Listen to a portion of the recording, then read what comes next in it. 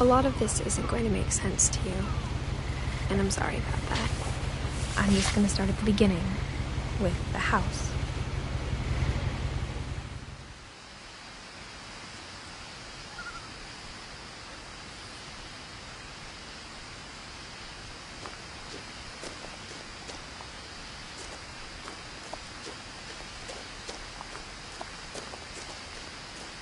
I lived here until I was 11, but I wasn't allowed inside half the rooms.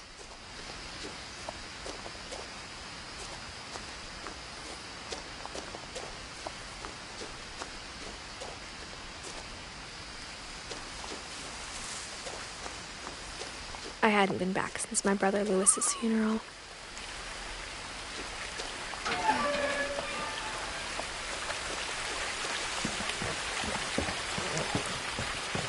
In her will, my mother left me a key, but didn't tell me what it unlocked.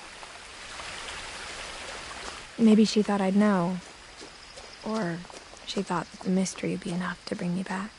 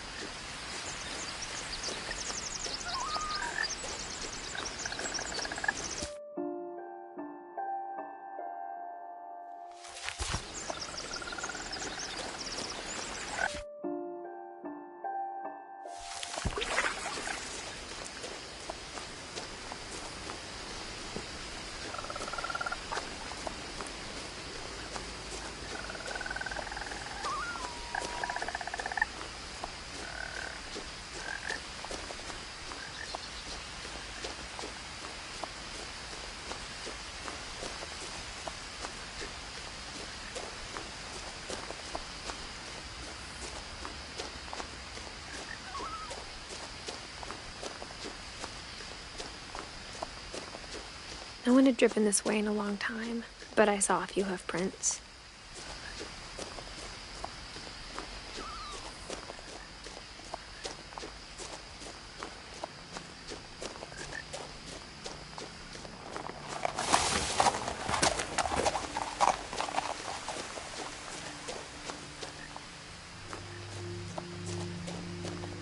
The truth is, even after I inherited the house, I never thought I'd come back to it. But now I had questions about my family that only the house knew the answers to.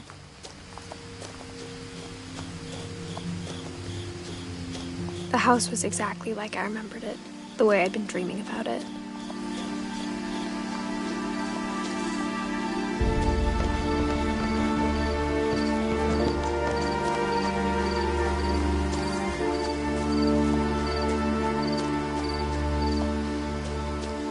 As a child, the house made me uncomfortable in a way I couldn't put into words.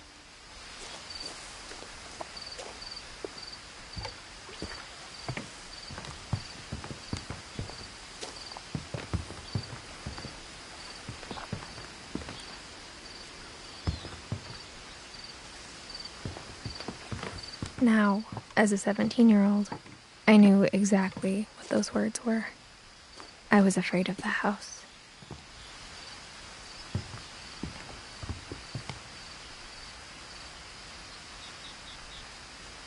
I hoped the key might unlock the front door. It didn't.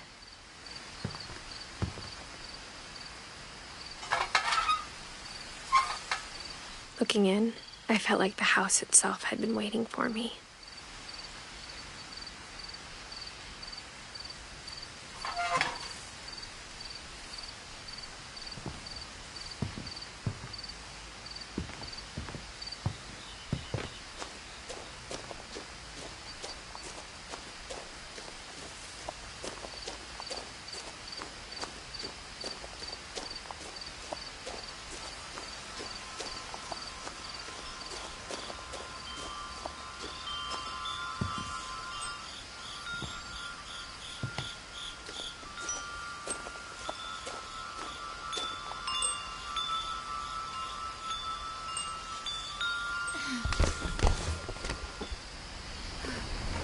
Crawling through the doggy door used to be a lot easier when I was 11.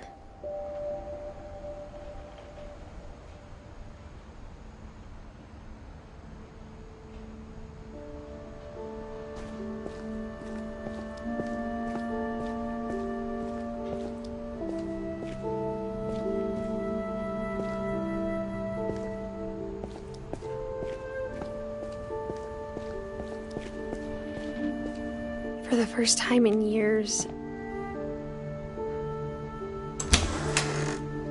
I felt like I was home. But instead of a family, there were just memories of one.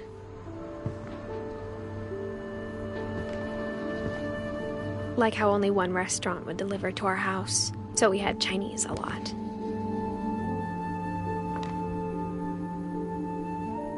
Or how after Louis started working at the cannery, we all got sick of eating salmon. Except our cat, Molly.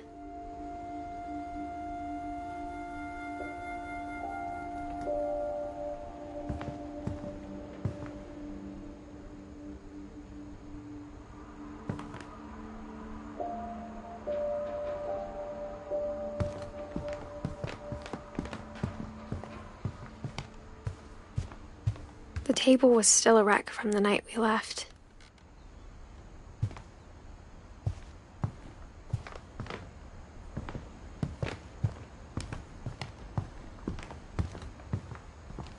Nothing in the house looked abnormal. There was just too much of it, like a smile with too many teeth. Even the fireplace had a story. Edie told me the bricks came from the original house, after it sank.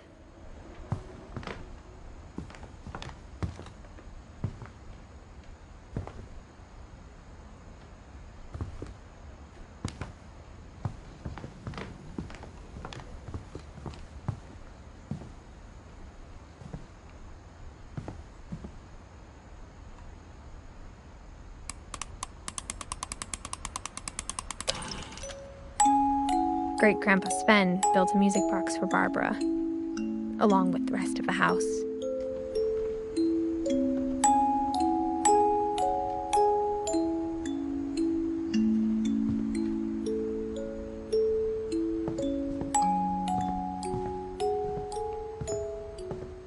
A lot of things got left behind in the whirlwind of that last night.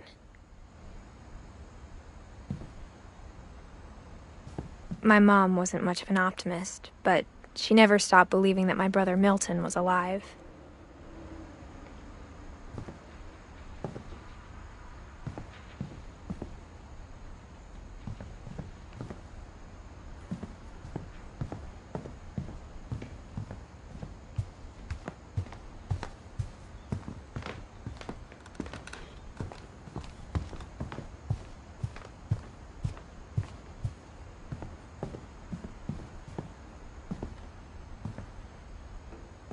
After Milton disappeared, Mom sealed up all the bedrooms.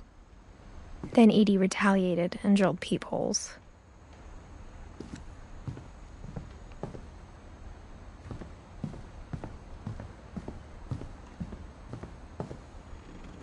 Edie's father, Odin, built the original house.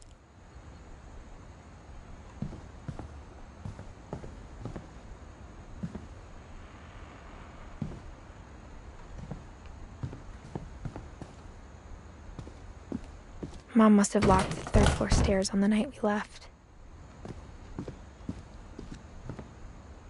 Whenever people ask me about my family, the first thing they always want to know about is Barbara.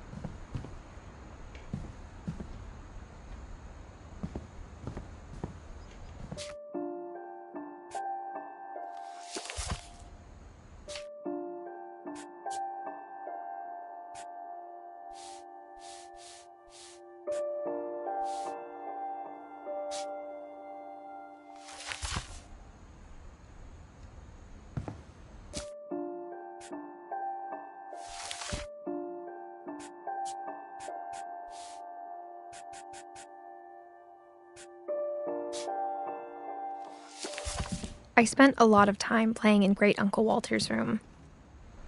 I think my mom sometimes regretted not sealing it up.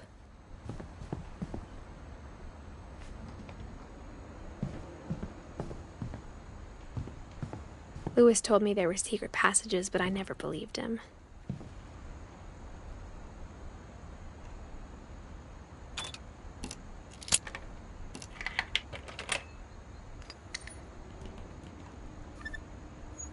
Turns out, my mom was really good at keeping secrets. Now it was time to find out what my mom had been afraid of.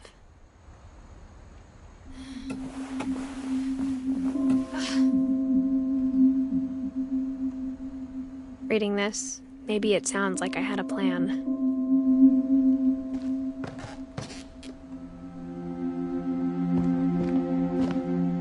But I had no idea what was behind that door.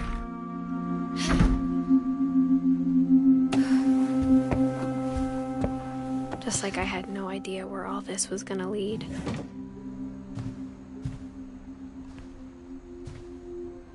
I grew up looking at Molly's room through the peephole. Molly's gerbil had a tiny bedroom with its own even tinier gerbil cage.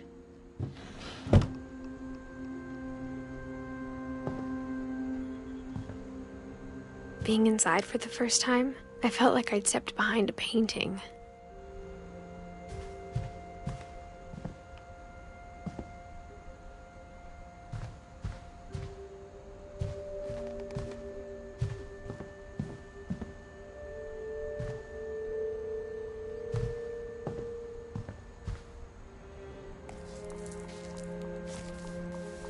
December 13th, 1947.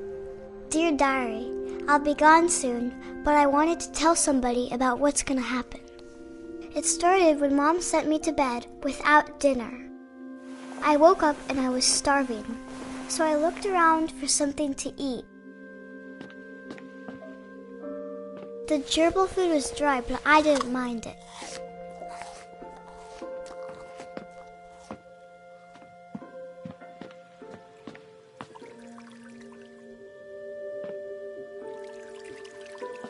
I thought about eating Christopher, but I held back.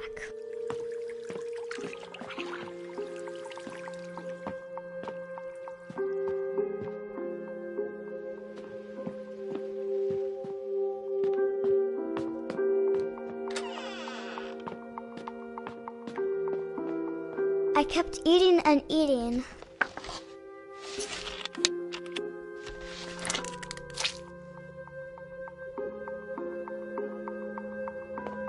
I ate a lot of things that night.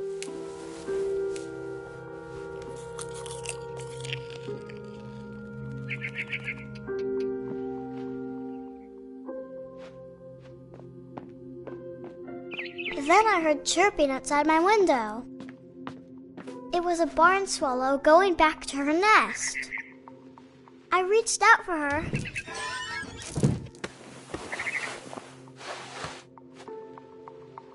And suddenly, I was a cat.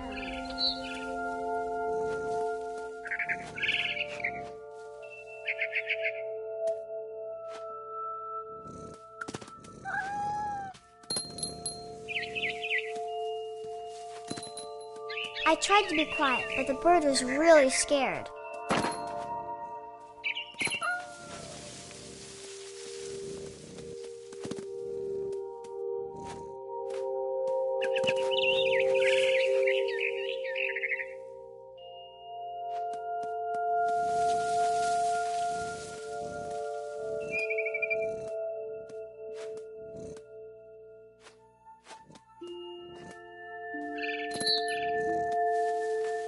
Mom and Dad didn't even look at me.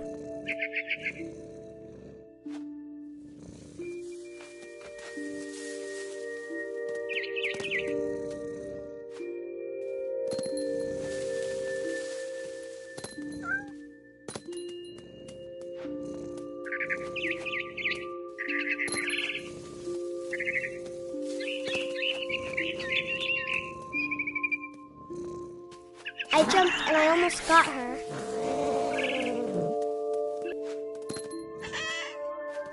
I could tell she was getting really tired. Now I was up in the big tree. I promised Dad I wouldn't climb it anymore. All I cared about was eating that mama bird.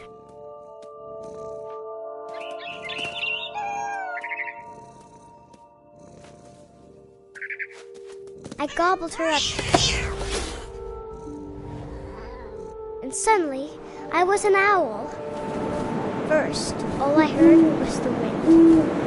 Then I heard little teeth nibbling in the grass.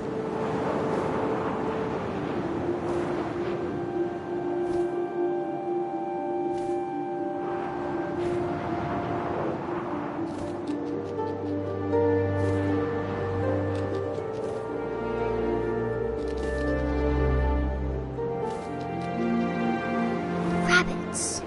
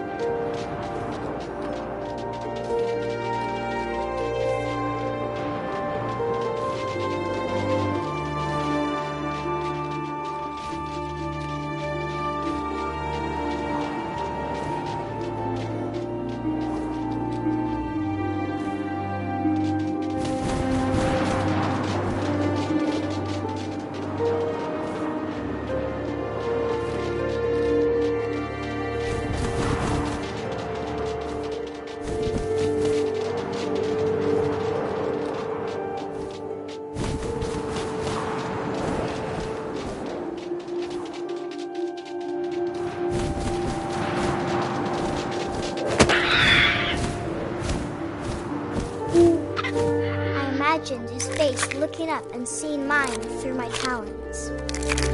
I swallowed him up, and I didn't chew one bit. Then I flew off to find something bigger.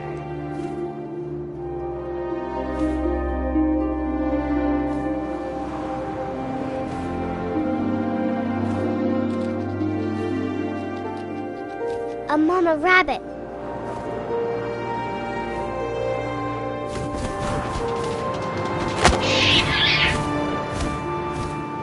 She was almost too big to carry.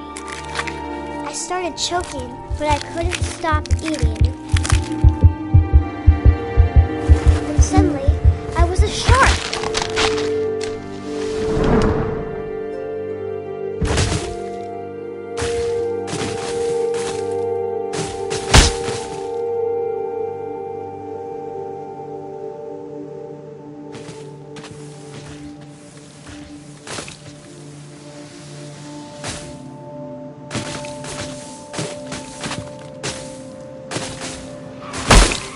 I rolled off a cliff and into the ocean. Now, I was hungrier than ever.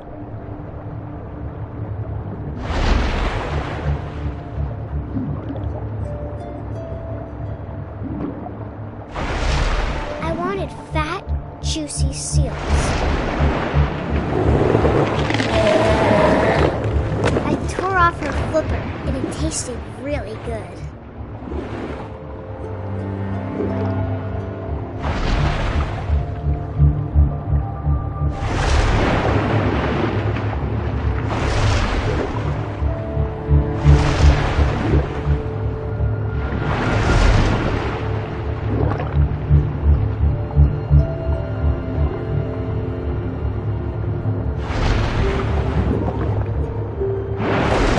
Grabbed on tight. When I was so hungry, I jumped out of the water. When I opened my eyes, everything had changed.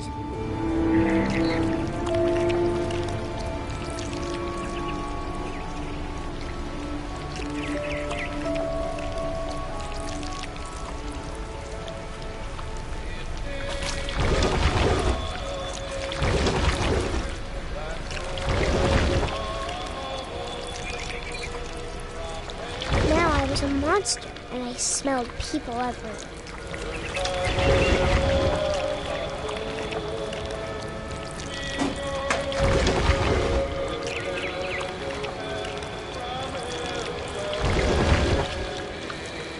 I was big, but I moved real quiet. Yeah! Ah!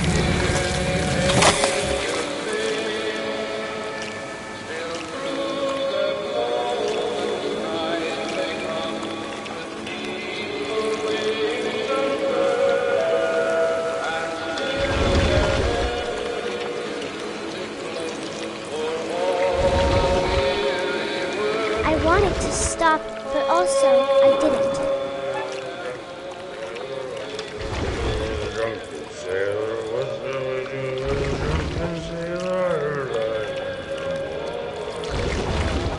His belly was rusty, his belly was rusty,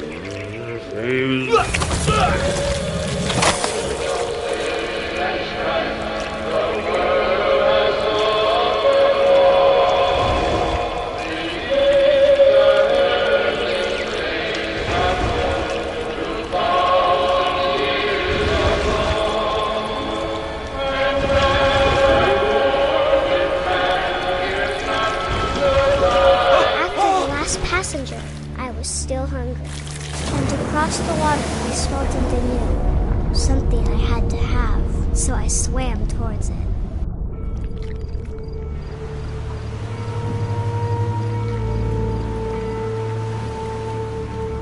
I slithered onto the sand, and the good smell went into an old pipe.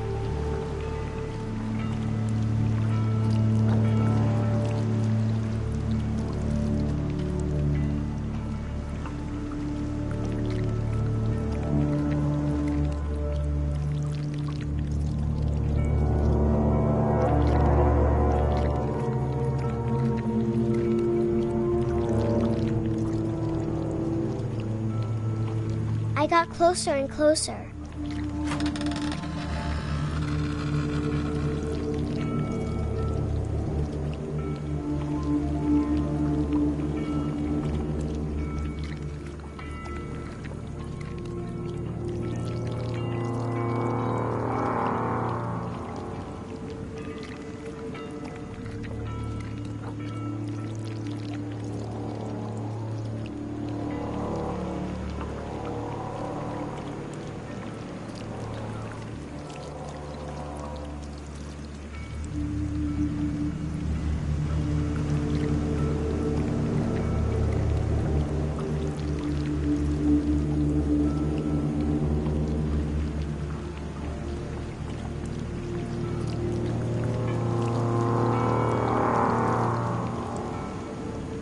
All of my stomach started growling.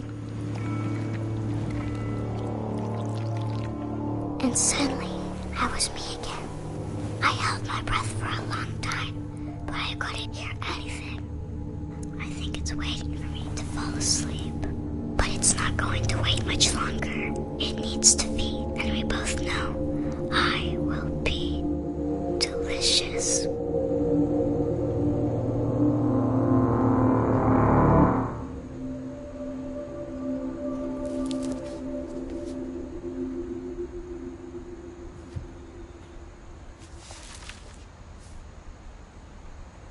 I'm not sure if I believed all of that, but I'm sure Edie would have.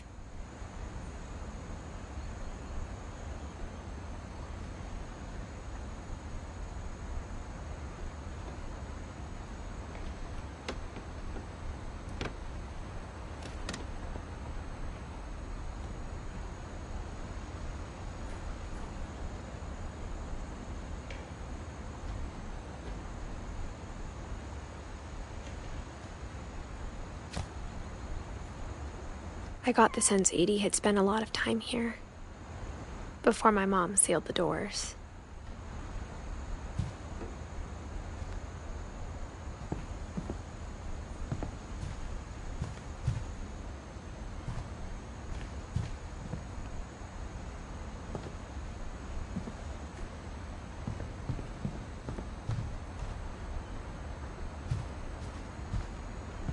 I can't describe it, but I felt like some part of Molly was still here.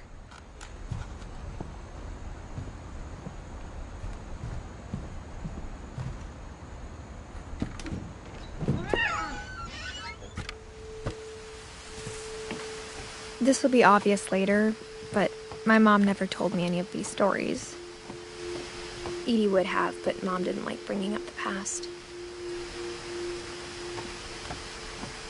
Though, when we adopted a stray kitten, she was the one who named it Molly. I spent a lot of time in Great-Grandma Edie's room.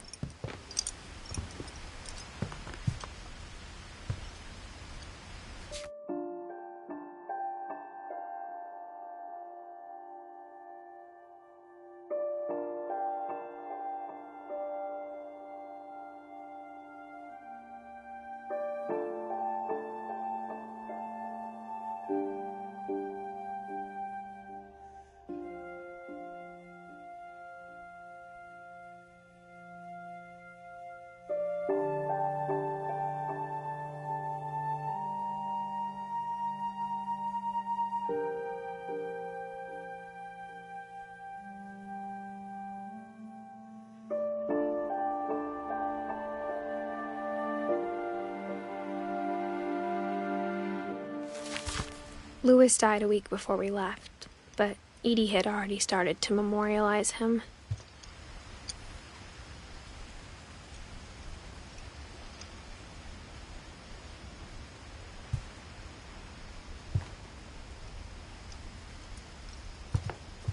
When Edie told people Sven was killed by a dragon, she could also have said he was building a dragon-shaped slide that collapsed.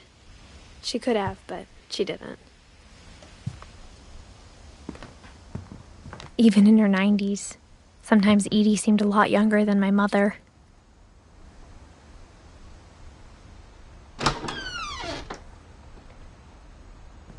The only trace Grandpa Sam's first wife, Kay, left on the house was the pink bathroom. It was a pretty big trace.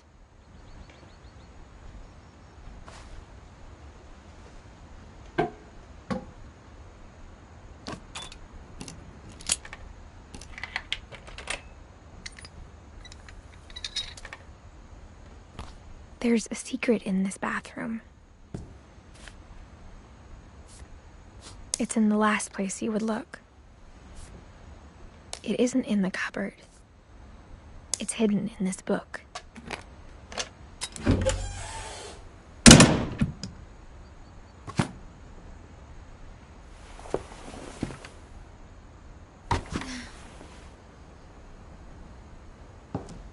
Sven gave Sam an old camera he'd refurbished. He never put it down.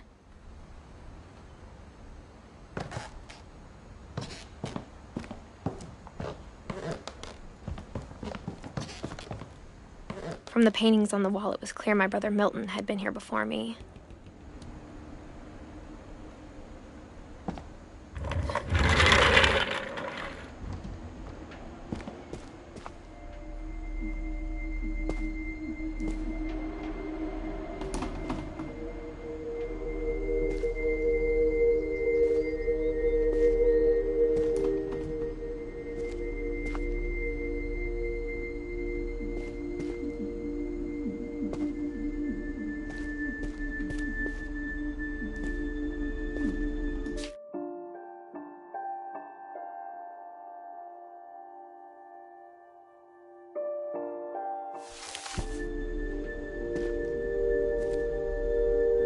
I knew Grandpa Sam had a twin, and that he never talked about him.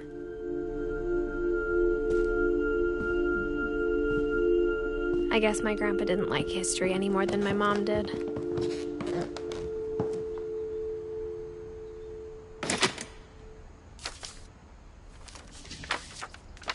How I Want to Remember My Brother by Sam Finch. The thing I remember is that when he made up his mind, that was it.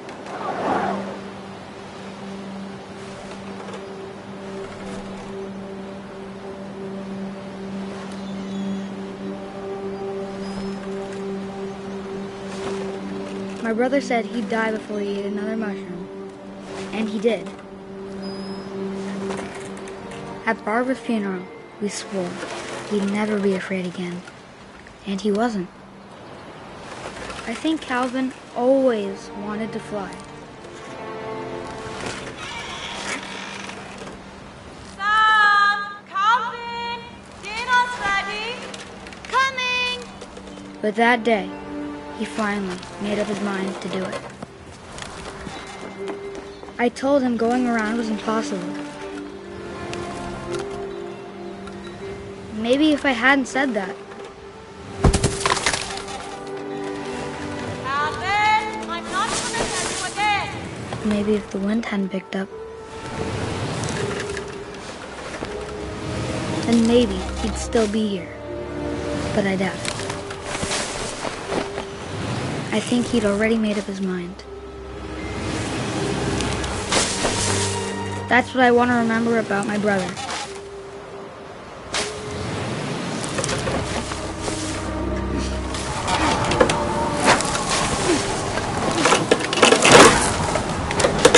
The day he made up his mind to fly. And he did.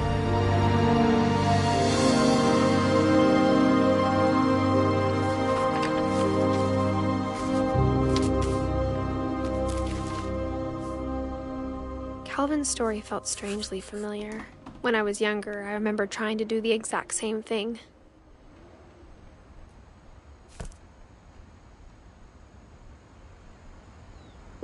After the funeral, Edie roped off Calvin's half of the room.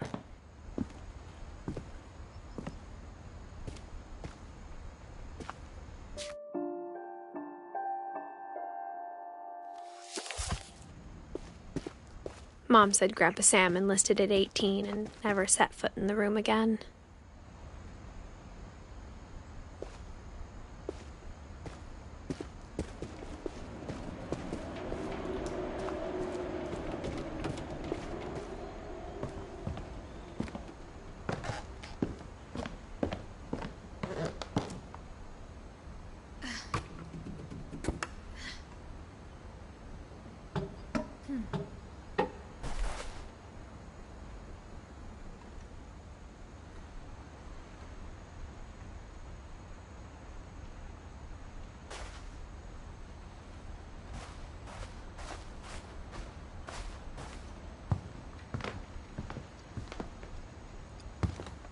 One summer, they evacuated the island, but Edie refused to go. For a few weeks, she was a celebrity. I hadn't thought of myself as Edith Jr. for a long, long time. Edie gave a big interview about a mole man living under the Finch house. My mom was furious.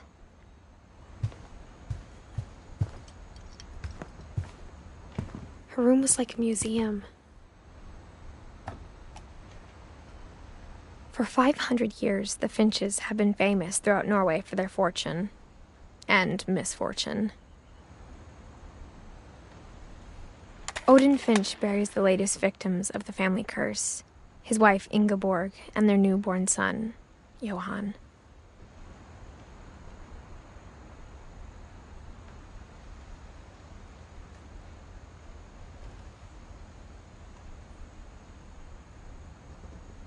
On January 7th, 1937, he set sail with his family and his house, hoping to leave the curse behind.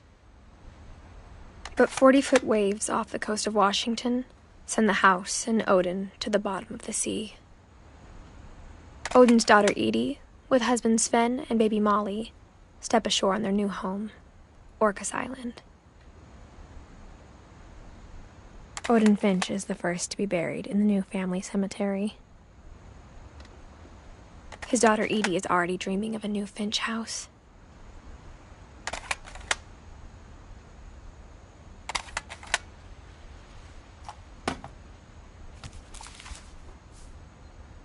Whatever's wrong with this family, it goes back a long ways.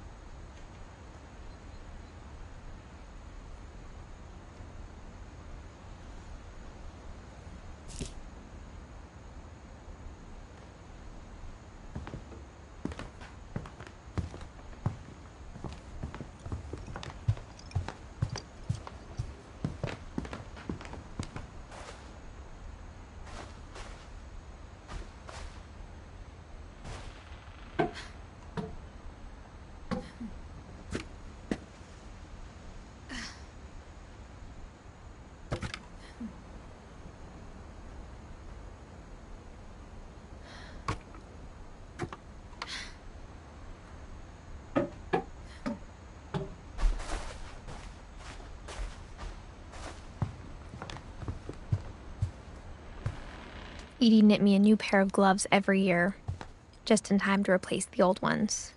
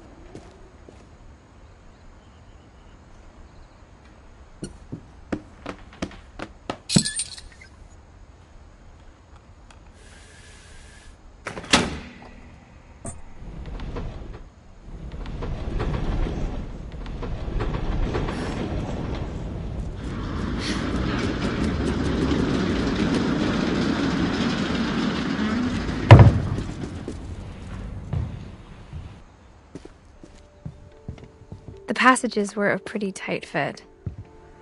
They'd obviously been built for smaller hands and bellies.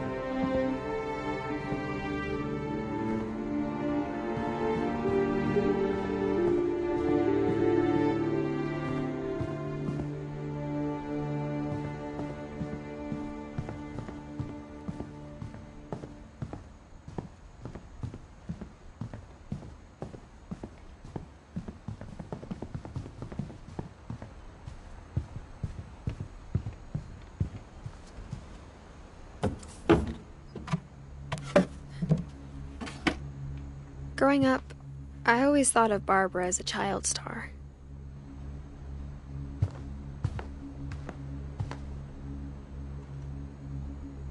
I never thought about how hard it must have been for her afterwards.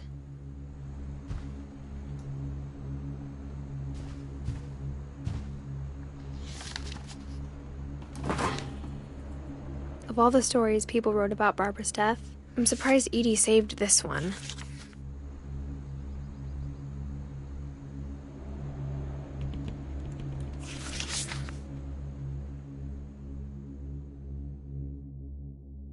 Old Jack here with another ghastly tale inspired by America's most unfortunate family.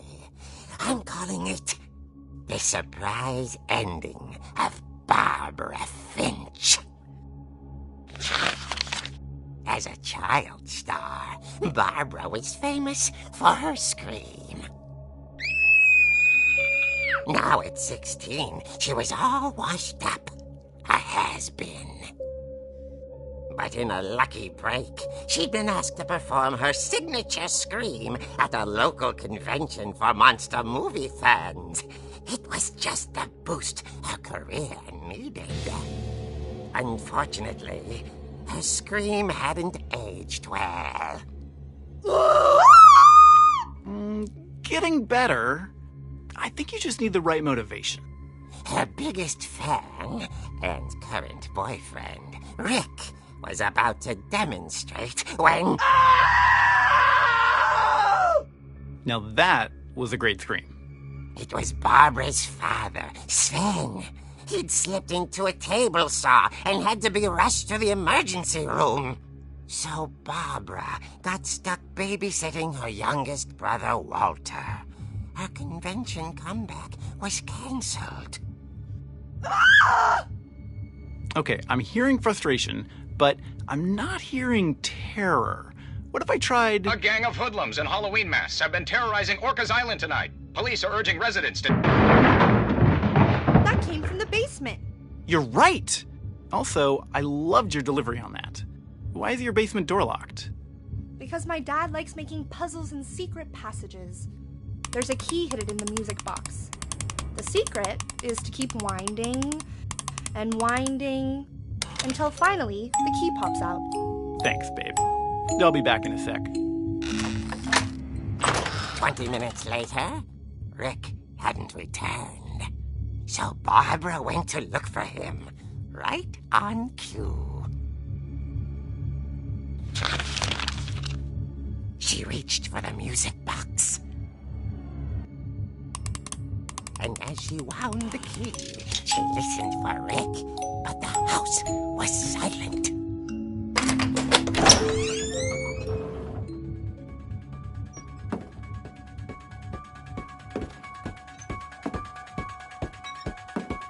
She found Rick's crutch and imagined the worst.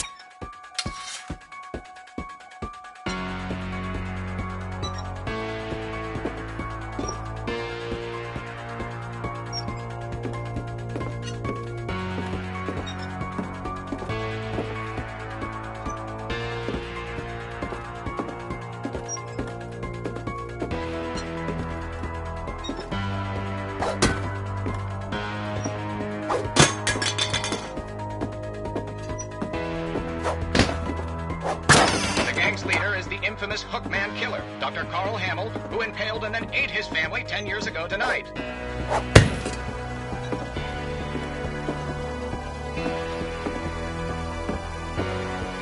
old fridge rattled and grew still.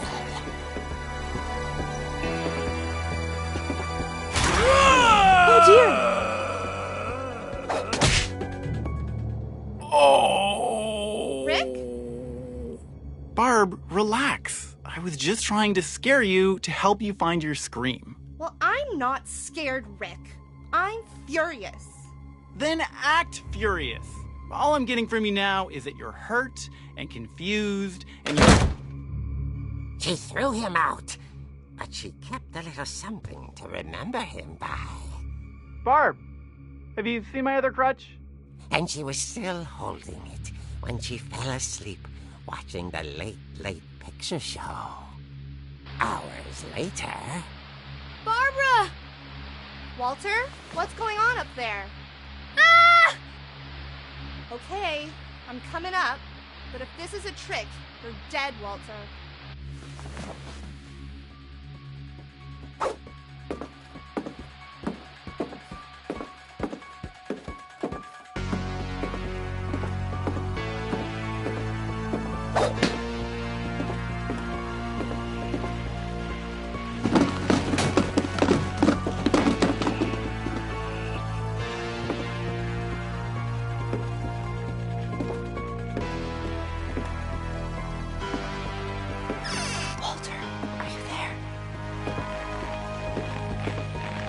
Walter had vanished, but his bedside radio was still on.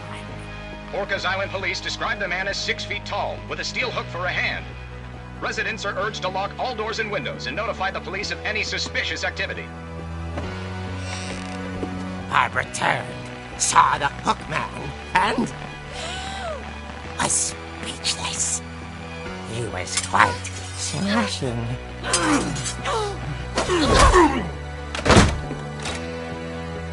And whoever he was, he couldn't get enough of Barbara. Okay, Barbara, there's gotta be another way out of here.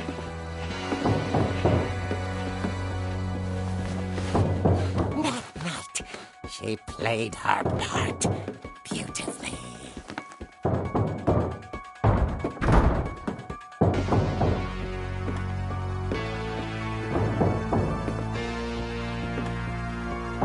Molly's door hadn't been opened in years. The hinges grow.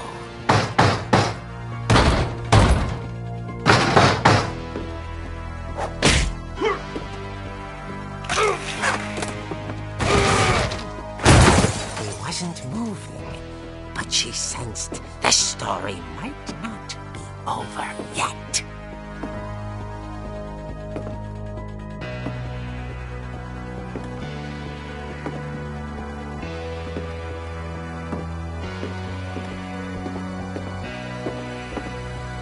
The hookman had vanished. She listened for his breathing, but all she heard was...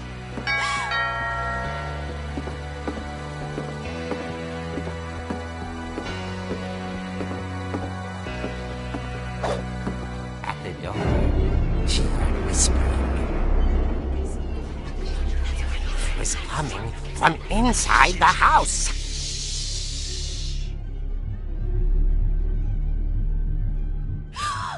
Oh dear.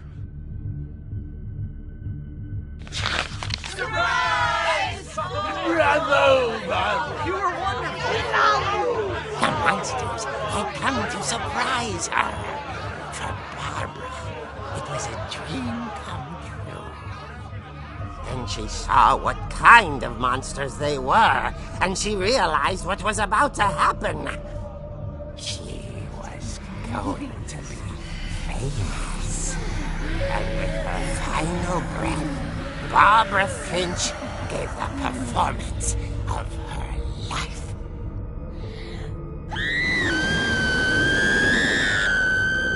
I wasn't there myself, but I hear Barbara was magnificent.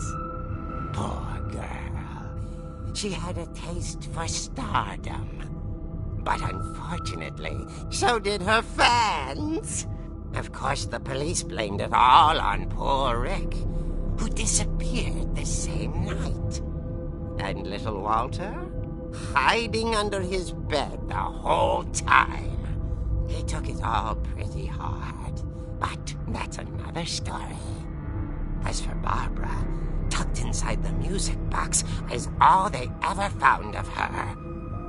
Her ear. Now that's what I call a real eerie tale.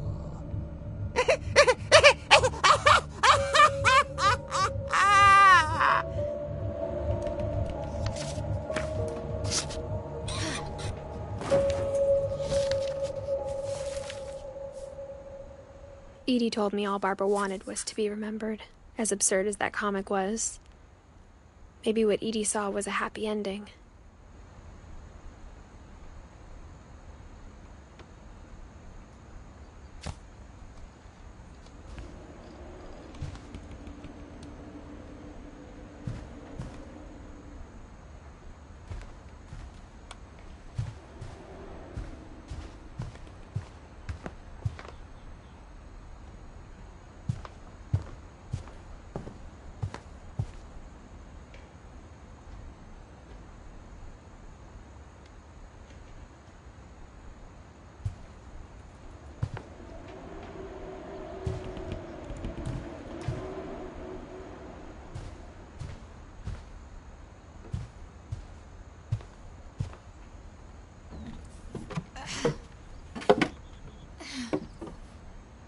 I guess now I know why Mom didn't like me playing with the music box.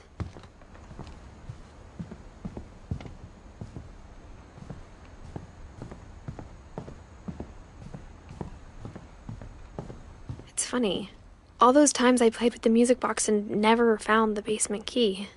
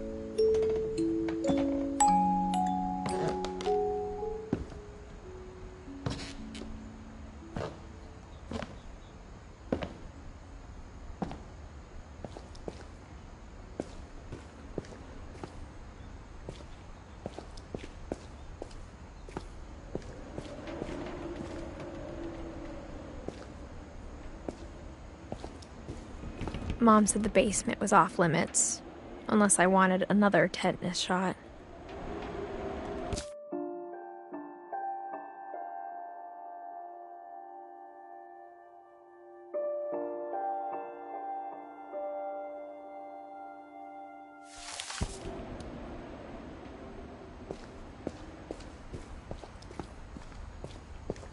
I saw Edie sneak down to the basement once, carrying packages.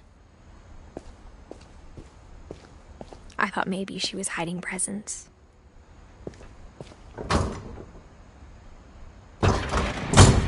It turned out she was hiding a lot more than that.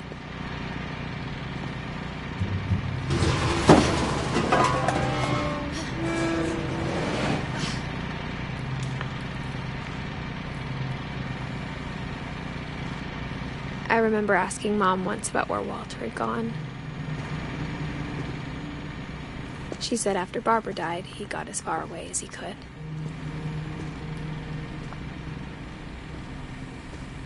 If there's a pattern in all these stories,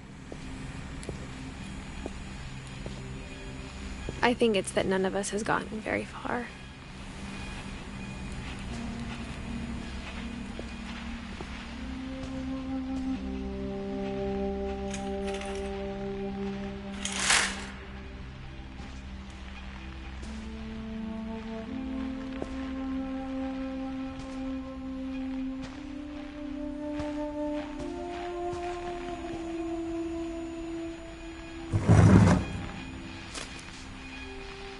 Goodbye, everyone. I can't believe I've been down here for 30 years. On that first day, after the shaking started, I didn't think I'd survive a week.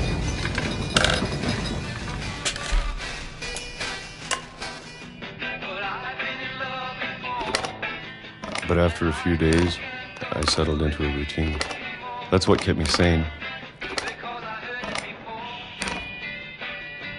Having a schedule, living for today. I always expected to be dead tomorrow. But if you wait long enough, you get used to anything.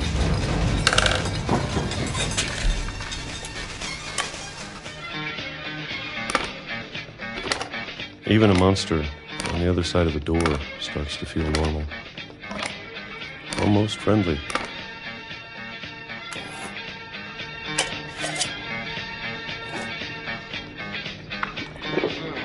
And then one day, everything just stopped. Whatever that thing was, it was gone. Maybe it got tired of waiting. Or maybe I just got tired of being afraid.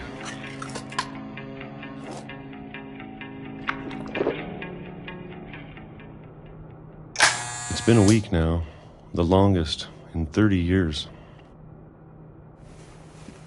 I'm done waiting. I have to leave while I still can.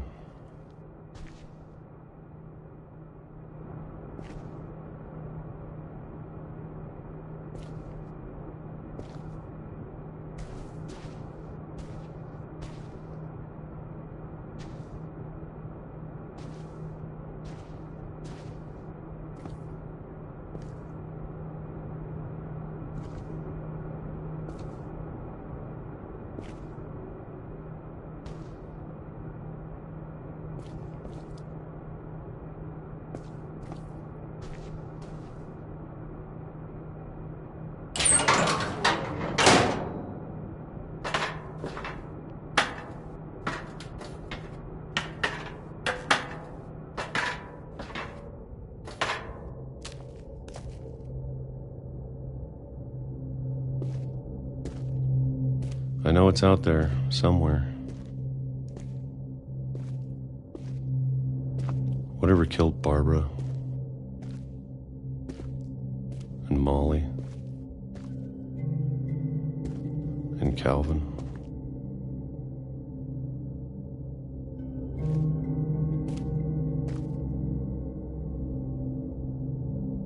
Maybe this is all a mistake. But I need to stop living the same day, even if it kills me.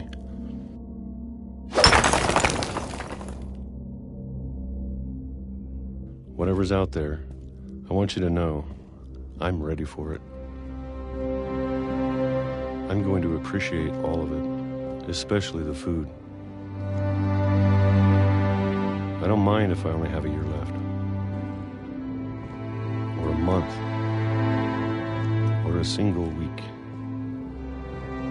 I'd be happy with one real day. I can already imagine the sun on my face.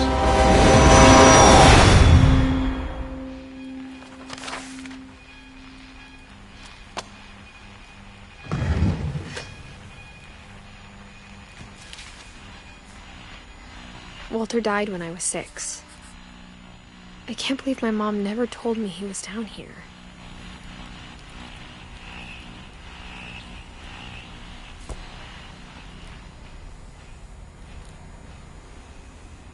I'm sure my mom was trying to protect me.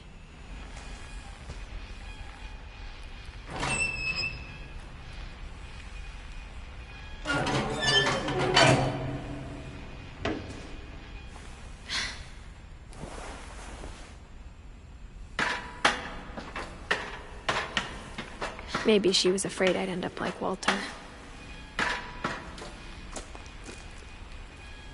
But if she never told me about an uncle under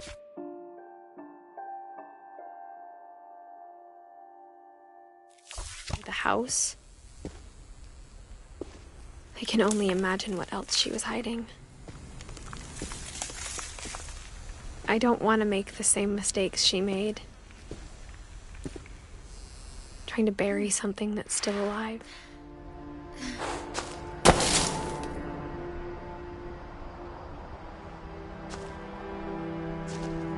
Now that there's only one of us left, or maybe 2, I thought it was time I heard the stories for myself and found out what happened to everyone else. But now I'm worried the stories themselves might be the problem. Maybe we believed so much in a family curse, we made it real.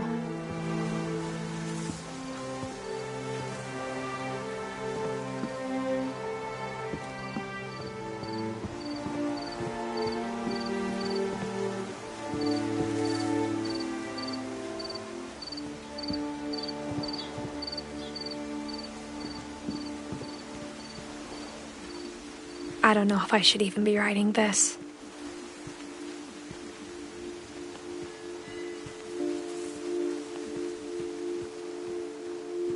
Maybe it'd be better if all this just died with me.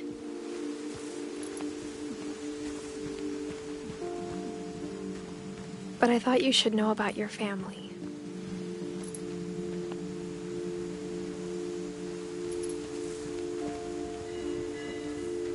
And the history you're a part of.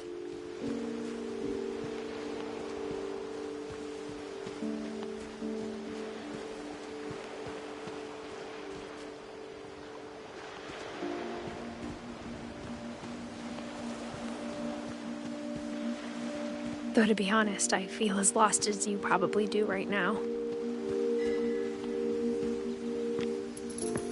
I think the people in these stories believed them. For what that's worth.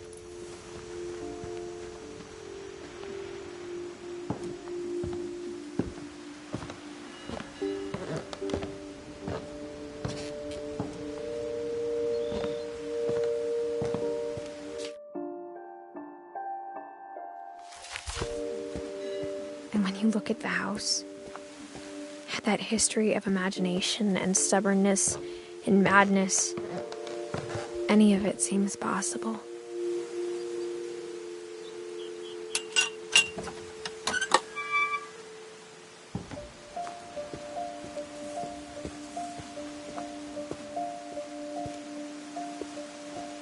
I think we've been surrounded by death for so long, we've just gotten used to it.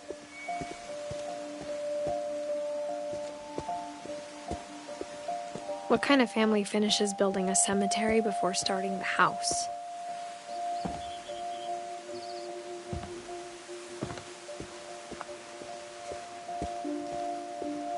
It's embarrassing for me to admit this, but the pet cemetery made me more uncomfortable than the human one. 3 of the gerbils are mine, and 2 had been my fault.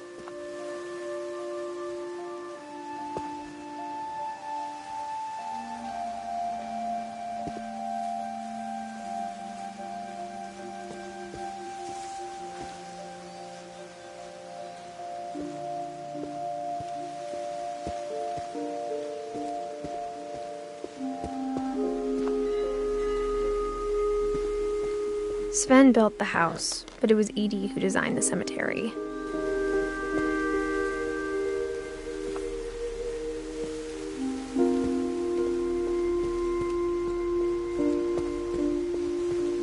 I'm sure Odin's monument had been Edie's idea.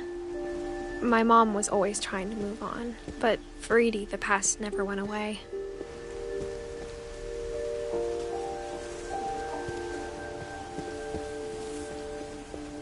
She could see it poking out of the water at low tide.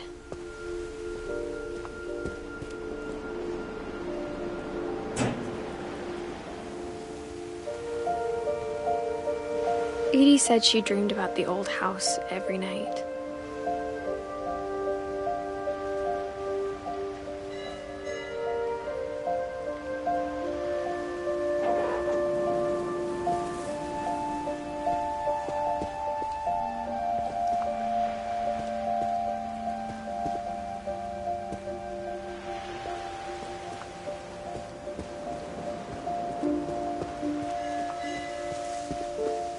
Edie's side was always easier for me to understand. But the older I get, the more I can see where my mom was coming from.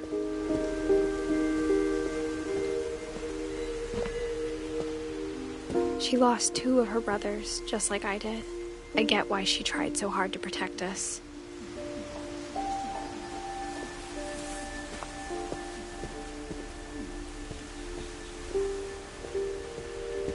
We never found Milton's body, so my mom insisted we were putting up a monument, not a tombstone.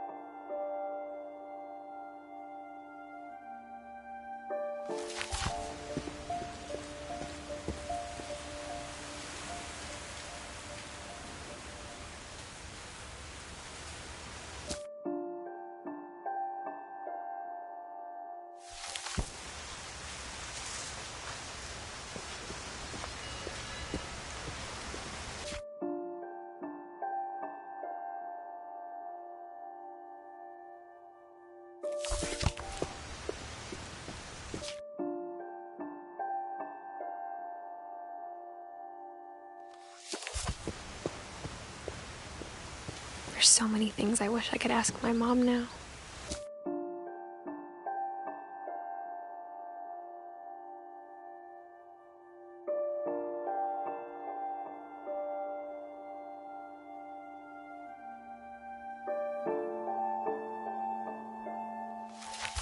Part of me thinks this is what she wanted all along.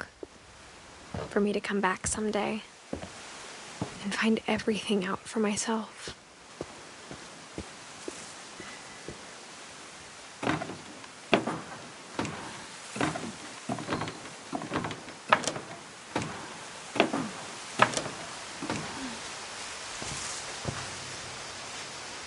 But looking back on it now,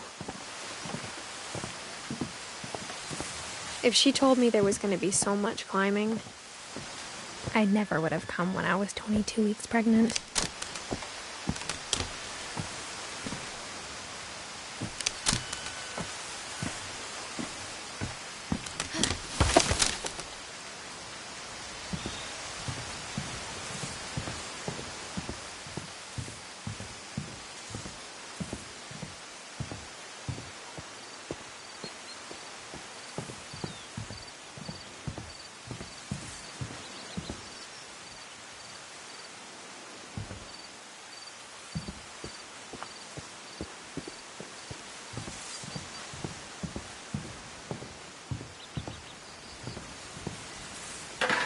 I never met Grandpa Sam, but I think he and my mom had a lot in common.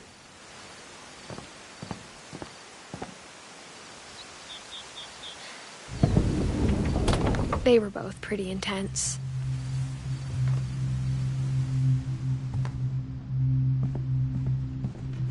Sam spent his life shooting photos, but Mom said he got nervous being in front of the camera. I guess we're all afraid of something.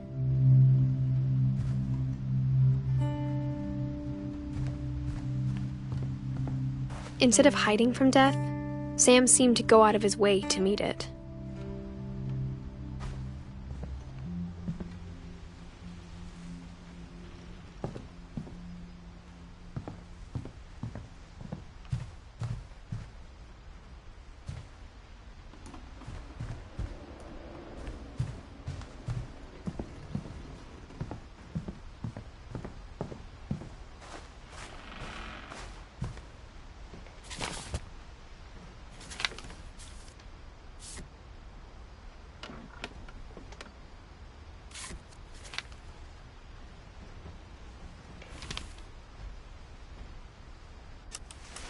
Dawn, I promise, you'll never forget this weekend. Yes, sir. These memories are gonna last a lifetime. Am I gonna have to shoot anything? It's a hunting trip, Dawn. Shooting is strongly encouraged. Not quite. What?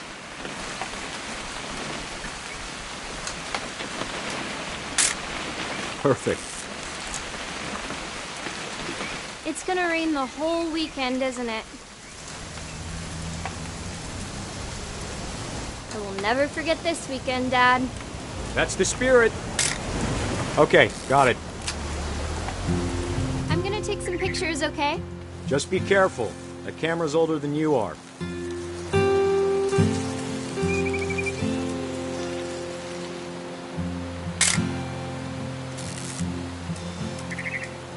You're right, Dad. It's starting to clear up.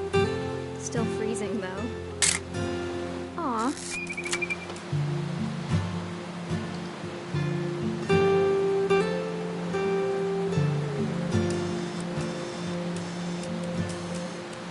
Definitely should not have drunk all that coffee. Hold still while I take a picture of you. I definitely... Hey! That's a keeper. Nothing quite like being outside. I'm just saying, I'm not always gonna be here, Dawn. You'll need to remember this stuff, if you want to survive. I'll be fine, Dad. You know who else thought he was gonna be fine? Some guy who died. Dawn, I'm being serious. I know, Dad. You're always serious. Doesn't being out here make you want to chill out? Well, to tell you the truth, I haven't been out here in 20 years. Dawn, don't you think you could find something more interesting to photograph? Last time I was with my brother Calvin. Man, that was a great trip. Your grandpa Sven taught us how to fish, how to build a fire. We found an old logging trail. There were deer everywhere. I bet if I could remember where that trail was, we'd spot a buck for you in no time. Give me a minute to check the map.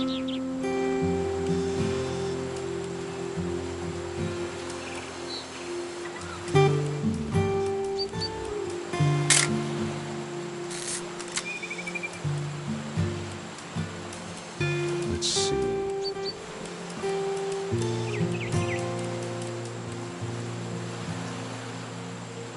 Maybe.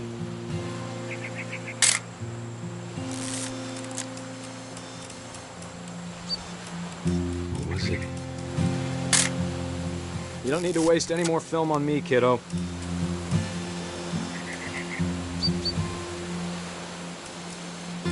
Could have been.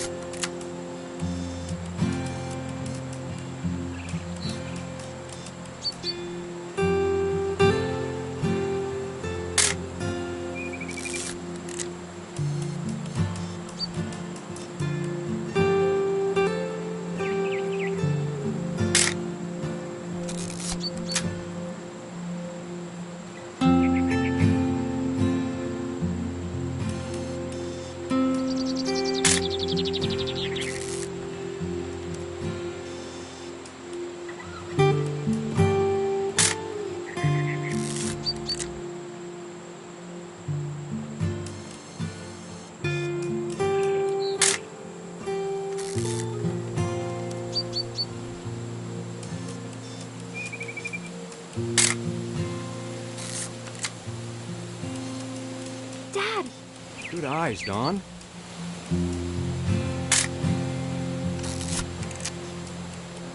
Before you take the shot, let me get a picture of you. Dad, I... Just breathe. Turn off your imagination. Focus on your target. Let me get behind you. Do I have to do this? Dawn, you don't have to do anything. But if you want to survive, you'll need to be strong. Great shot, Dawn!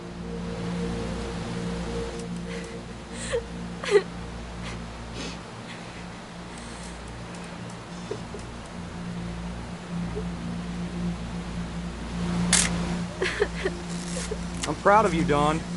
Always remember that, okay?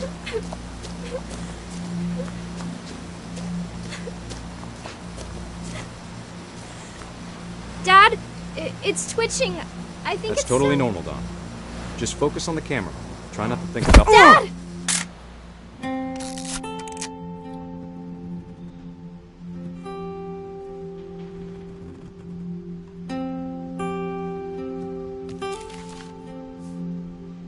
Of all these stories, that's the one I wish most that my mom had told me.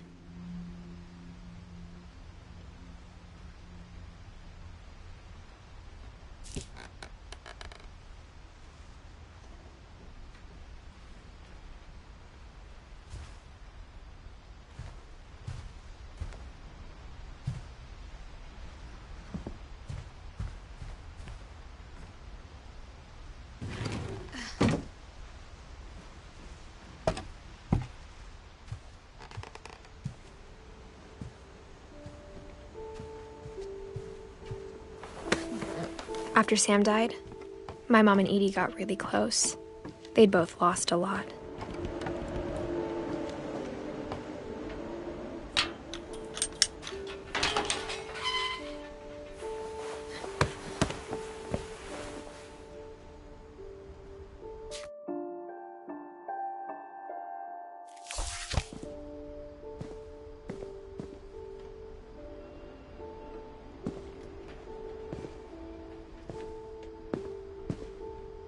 I can't imagine my mom ever writing poetry, and yet...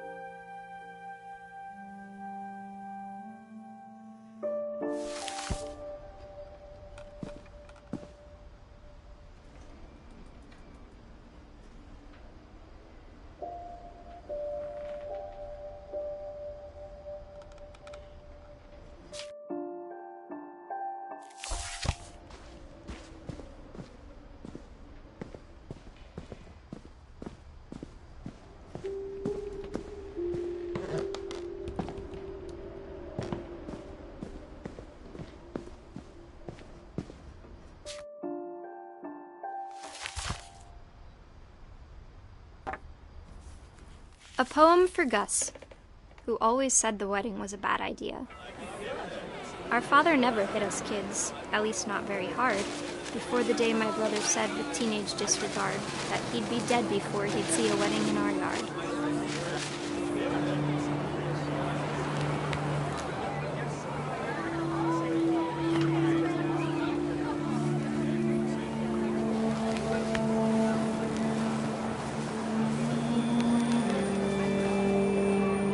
Father made him come, of course, but Gus stood far apart, just flew his kite and bottled up the storm inside his heart.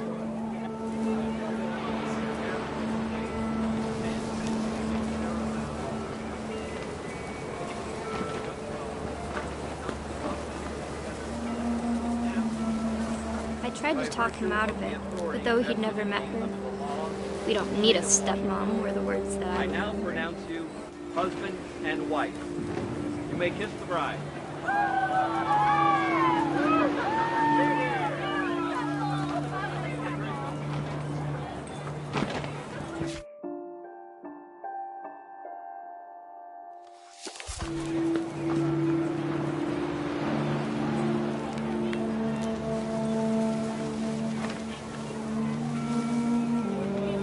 When the time for photos came, Dad ordered him to come here.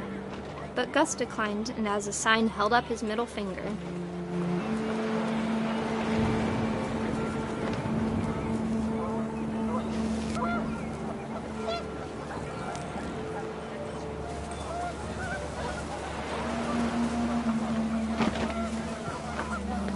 The wind picked up, and panicked geese appeared and quickly went. But all the humans did that day was go inside the tent.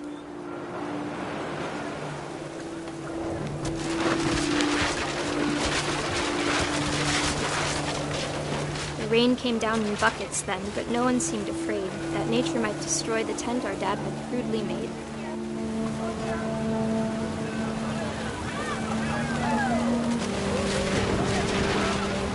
The thunder sounded much too close and full of angry power, but all my father said to this was, "Make the music louder."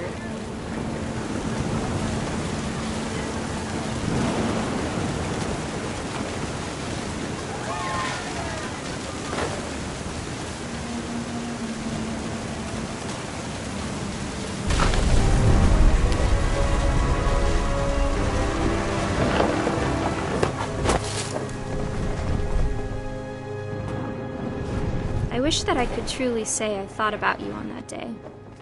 Out there on the beach alone, just you, the wind, the sea, and foam. But I didn't, until we found you.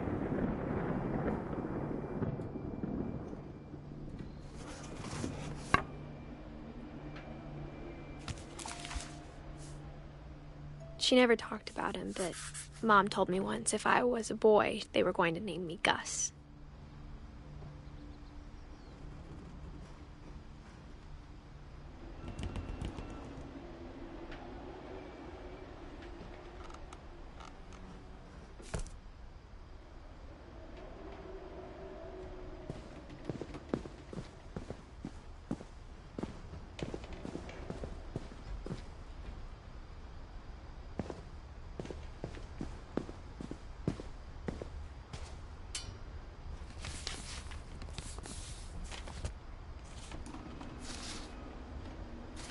Dear Kay, do you remember the way Gregory used to laugh when he thought he was alone?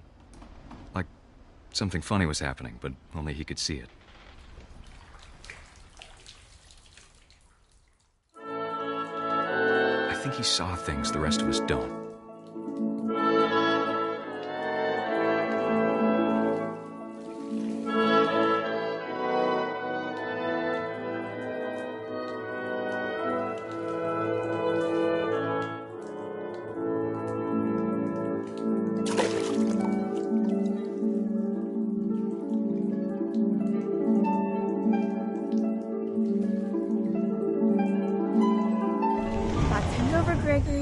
time to... Hold on, sweetie. Hello? Sam, I told you I don't want to talk right now. I wonder what he saw.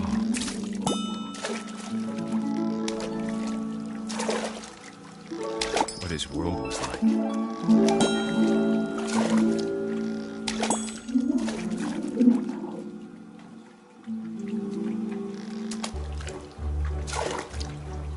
He reminded me so much of Calvin.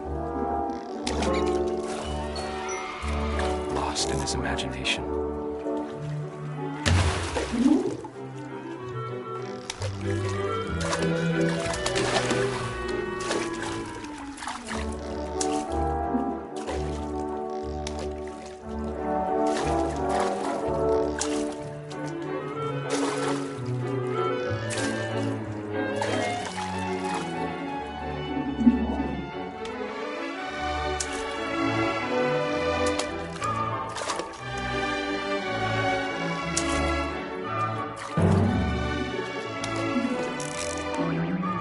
I know how silly it sounds.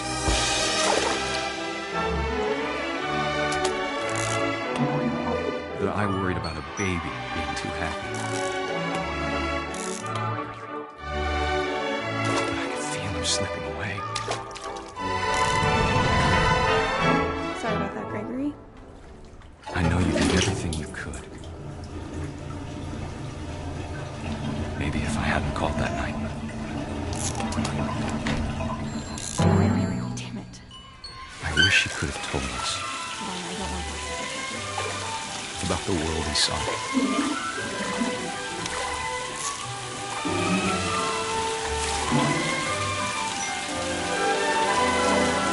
There's so much I don't understand about Gregory. About everything.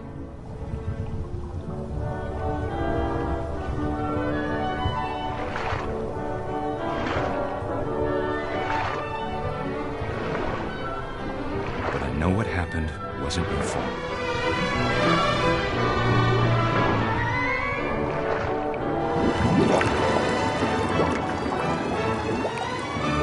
I'm sure he's happy. And he'd want you to be happy too. Good luck, Kay. Love, Sam.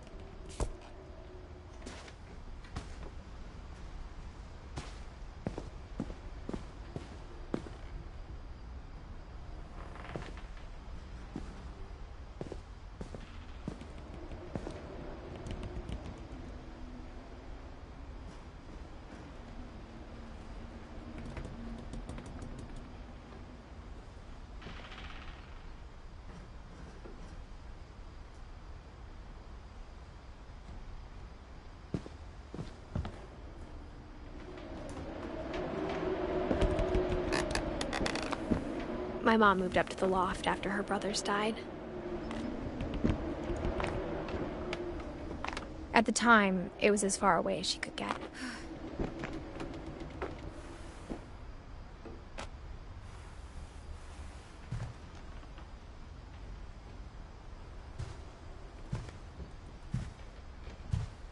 She spent a summer building houses in Calcutta, where she met my dad, Sanjay.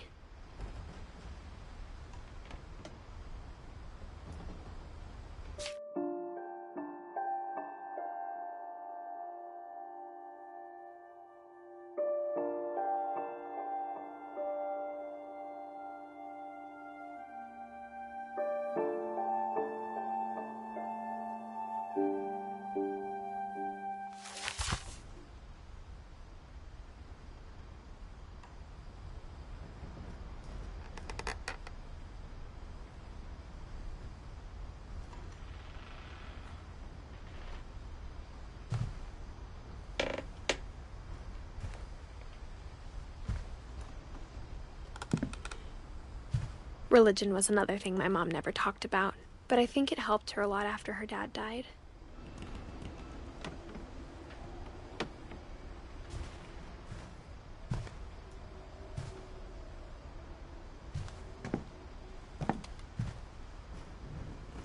My mom moved to India a week after graduation and got a job teaching English. Louis was born a year later.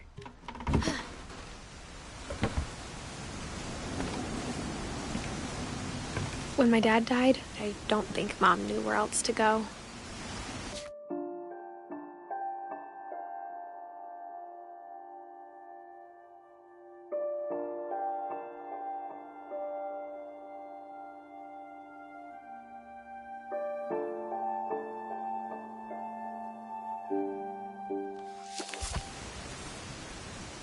I'm sure Edie was happy to have her back.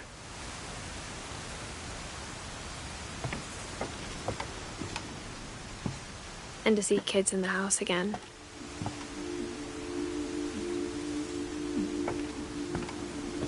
The house had to get a little bigger, but Edie was used to that.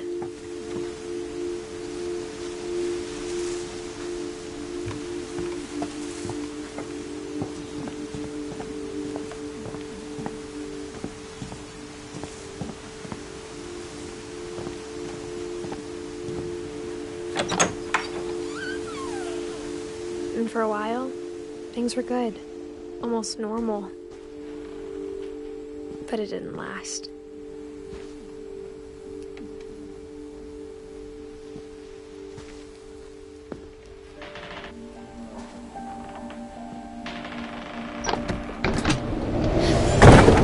The beginning of the end was Milton's 10th birthday, when Edie gave him a castle.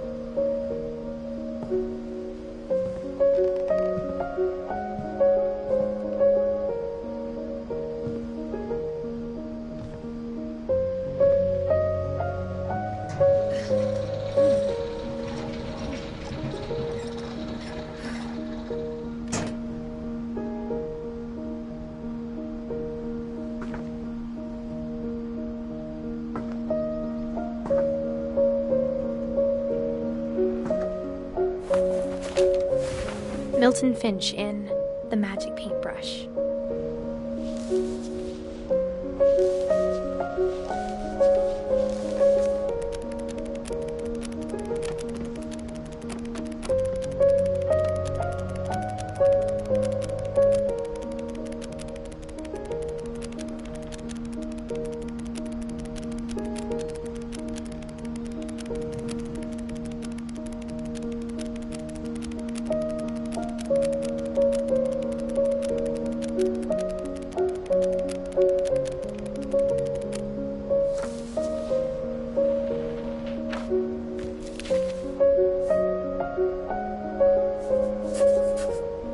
I was 4 when Milton disappeared.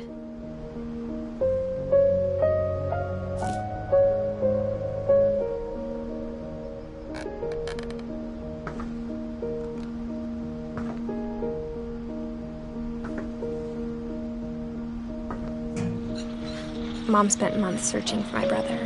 Then she sealed the doors.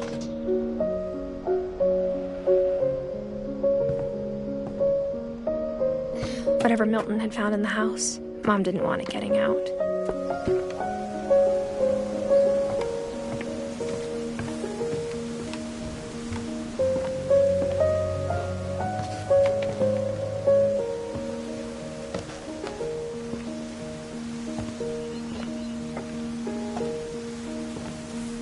Mom definitely blamed Edie, but I think Louis blamed himself. After he graduated, he just spent more and more time in his room. Until Mom got him a job at the cannery.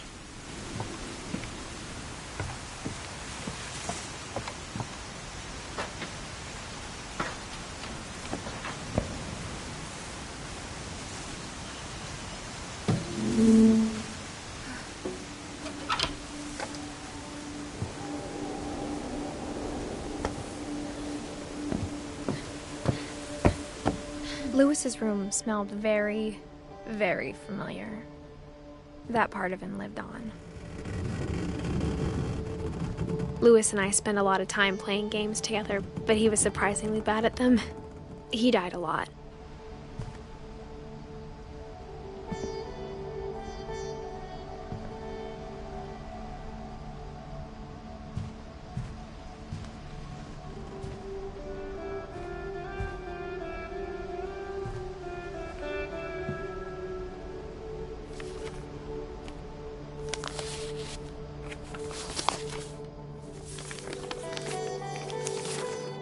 Dear Mrs. Finch, as Lewis's psychiatrist, I can understand your desire for an explanation. As I see it, the trouble began in January, shortly after we convinced your son to seek treatment for substance abuse. Newly sober, I believe Lewis first noticed the monotony of his daily life.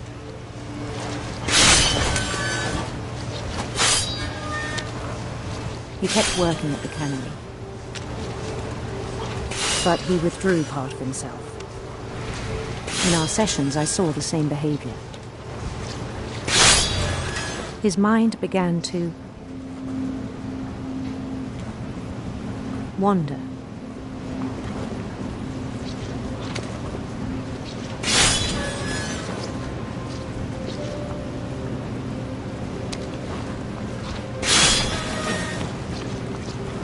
I asked him to describe it. He said he started small, imagining a labyrinth.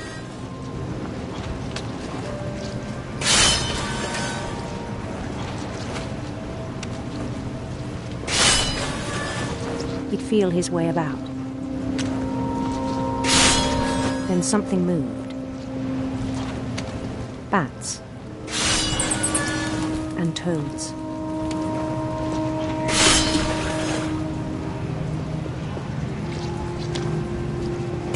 And things that have not names.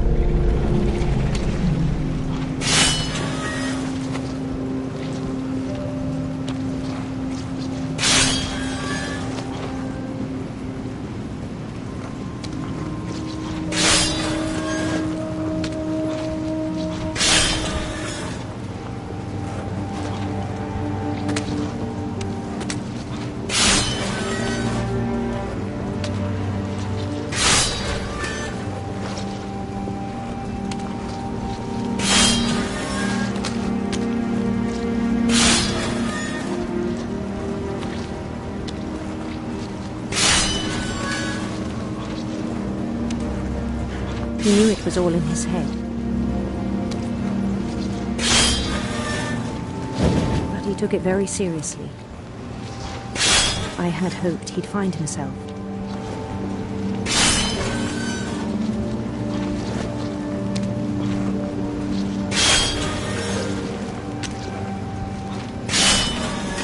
But he found something more.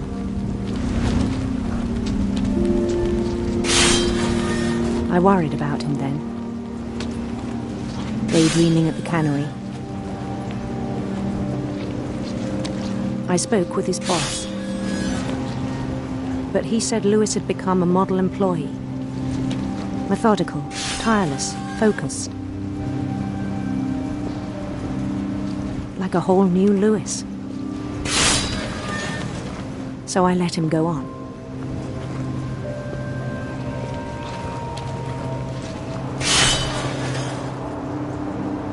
I even encouraged him. It seemed very promising at first. He told me he'd made a new friend.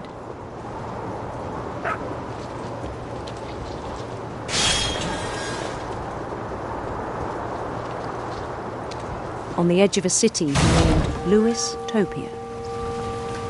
He built the city up slowly, brick by brick. Then he made musicians.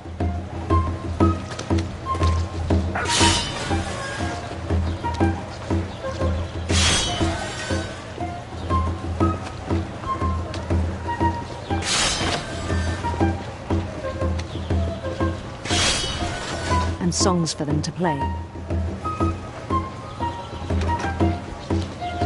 He talked about starting a band. And he was always humming something. Every day his imagination grew stronger.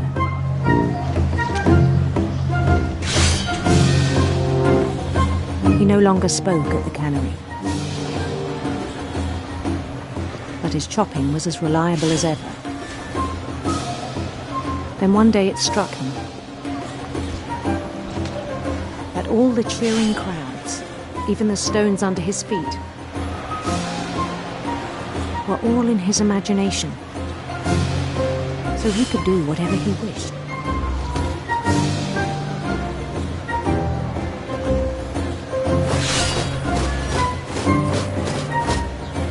He held an election for mayor. And he won.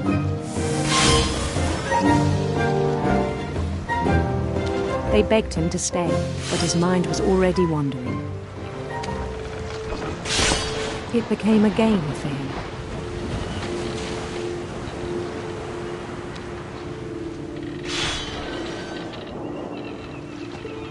He'd conquer a city, then immediately push on. New Louisville. St. Louis. He started drifting away from our reality.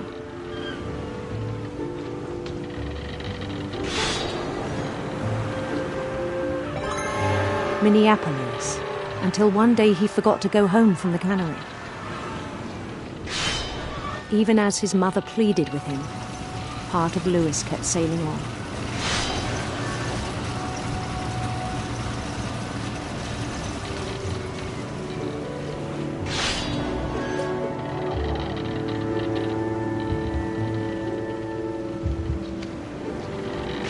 In Louisburg, he heard rumors of a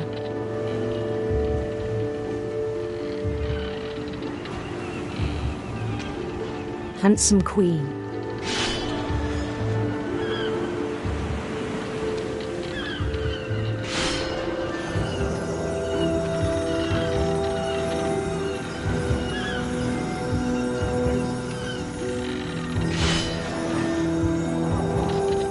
The queen was on her own quest for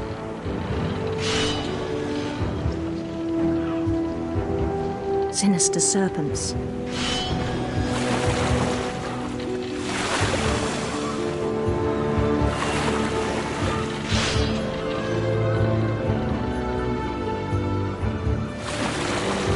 He followed the sound of her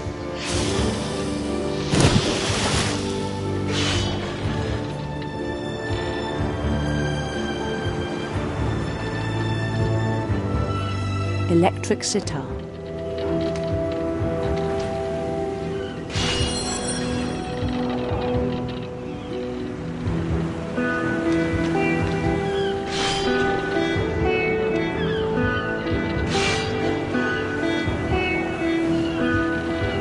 His chase led him to a golden palace east of the sun and west of the moon.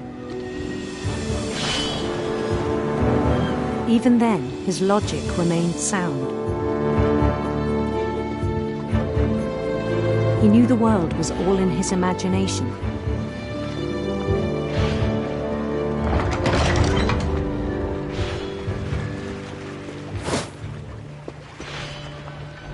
But he was so proud of having created it.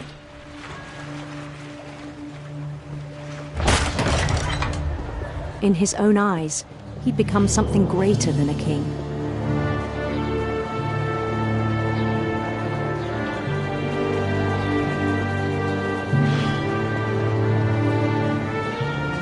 For someone who'd never known success in the real world, I think it was overwhelming. And then it struck him that the real Lewis was not the one chopping salmon, but the one climbing the steps of a golden palace.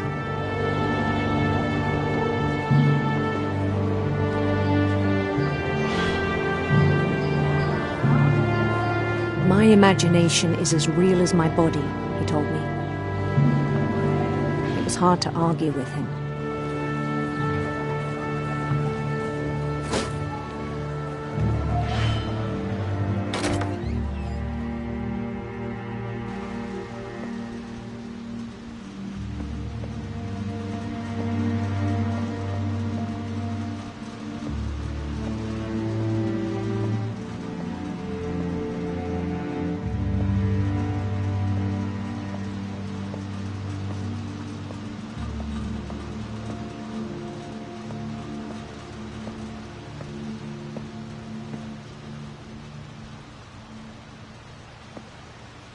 He began to forget the world we know.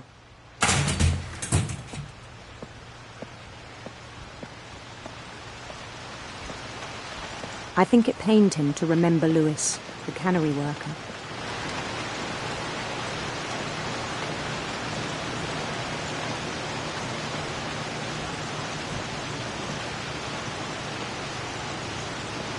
He began to despise the man with a royal contempt.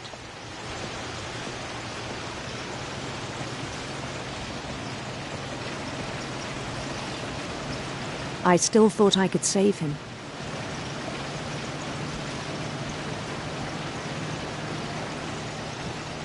Even after he said he was being crowned king over all the lands of wonder.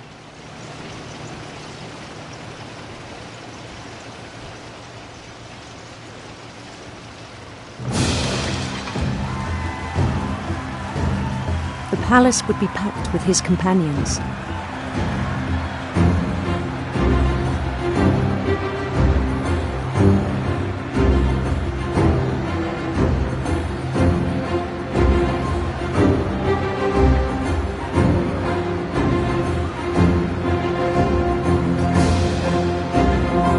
Including the wise Calico who'd insisted on inviting him.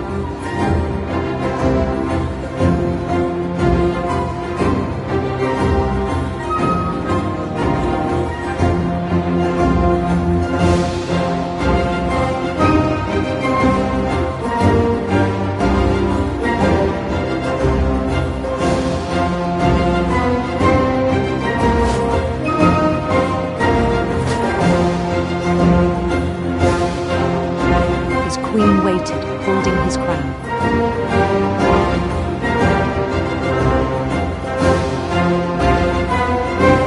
There was only one thing left to do.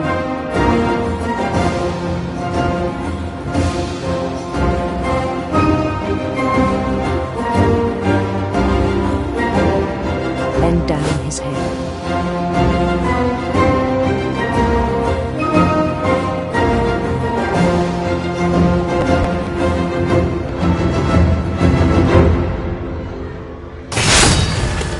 I think you know. Mrs. Finch, your son was a kind man who will be missed by all of us who knew him.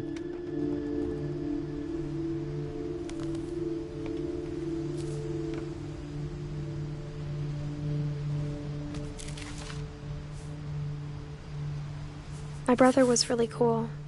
I wish you could have met him.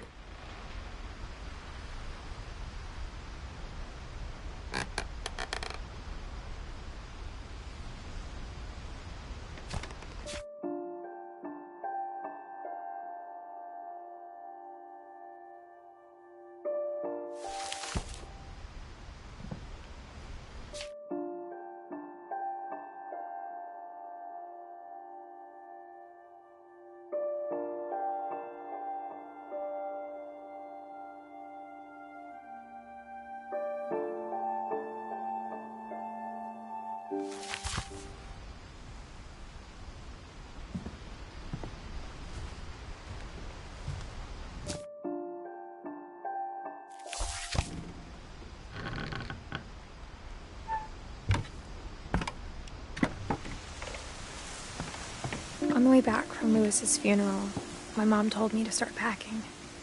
She waited until the day before we left to tell Edie. I'm not sure if she wanted to make it easier or harder.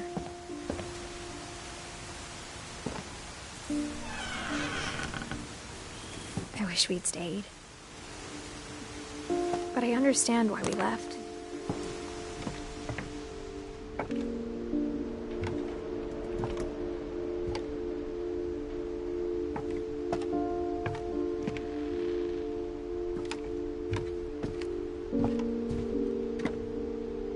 My mom ended up leaving everything behind.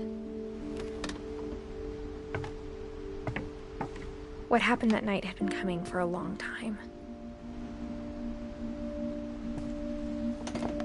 Maybe it should have come sooner.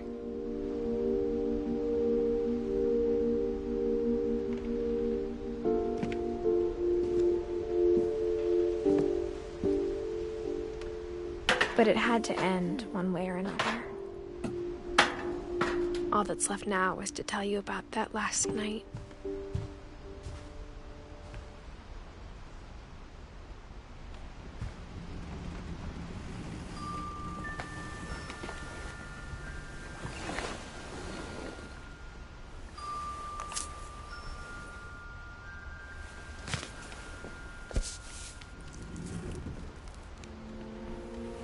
That whole last day, Edie just watched us pack and didn't say a word.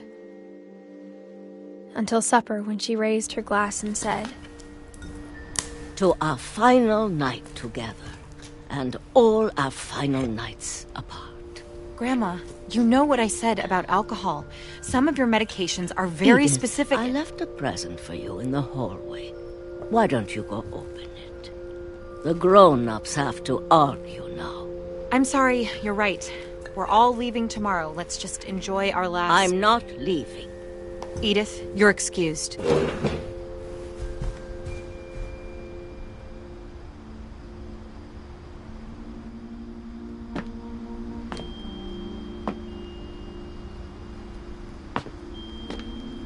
The power had been shut off that morning, but Edie always had plenty of candles.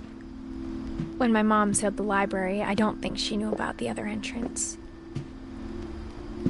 Or that Edie had a key to it.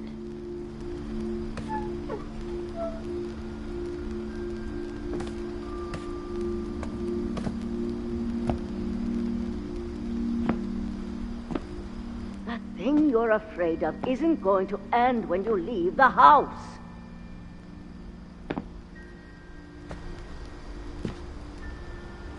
Edith has a right to know these stories. My children are dead because of your stories. I think it's best if Edith and I leave tonight.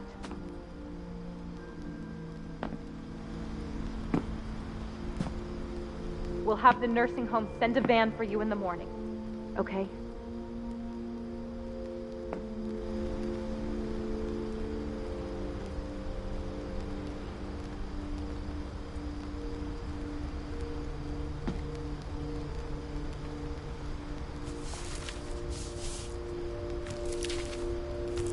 Dear Edith, there's so many stories I wish I could tell you, but there's only time for one. This is about what happened on the night you were born. That night, the tide went way, way out. It was the first and last time I ever saw the old house aground.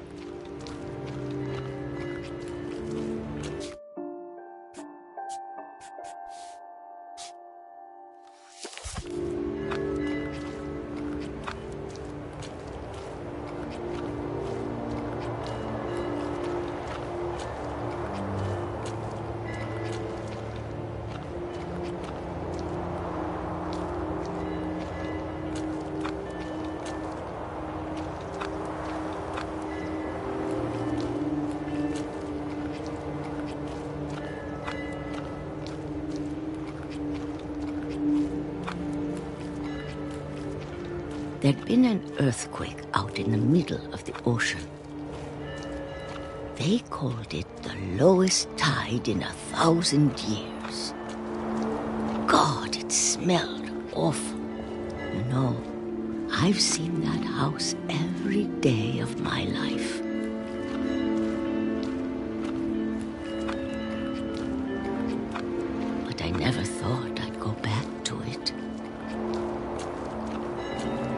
when the fog rolled in, I lost my way.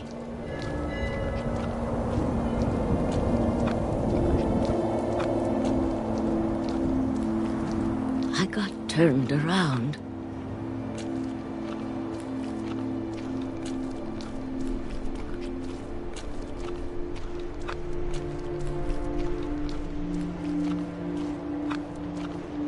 I started seeing things.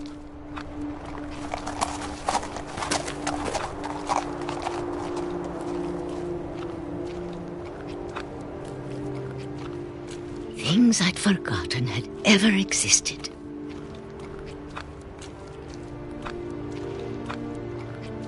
But when I saw them, they felt like old friends. That night, a lot of things came back to me. Or maybe I came back to them.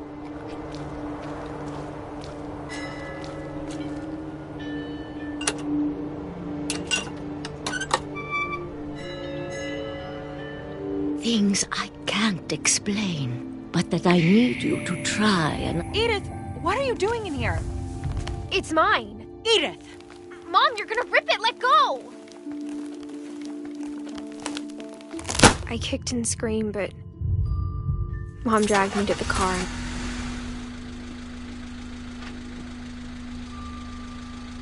I never saw Great-Grandma Edie again. The next morning, the van came to pick her up, but she was already gone. After that, we moved around a lot.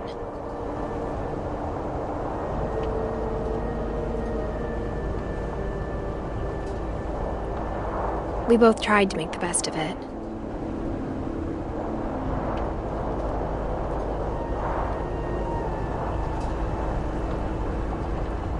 A few years went by.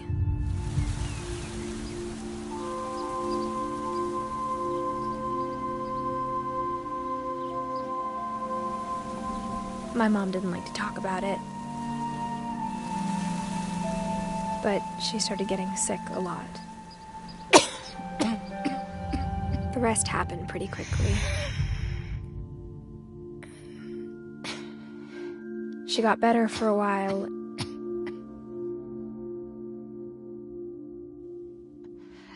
And then she didn't.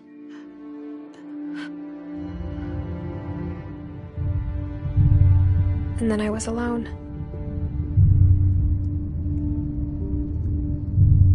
The last Finch left alive.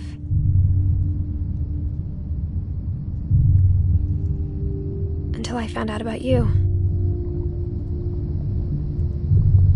I'm still not sure what to tell you about all this. If we lived forever, maybe we'd have time to understand things. But as it is, I think the best we can do is try to open our eyes. And appreciate how strange and brief all of this is. This journal was supposed to be for you. But now I hope you'll never see it. I just want to meet you and tell you all these stories myself. But I guess if you're reading this now, things didn't work out that way.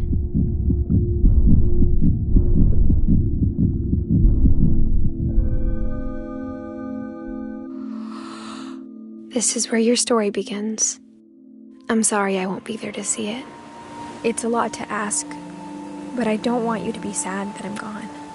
I want you to be amazed that any of us ever had a chance to be here at all. Good luck.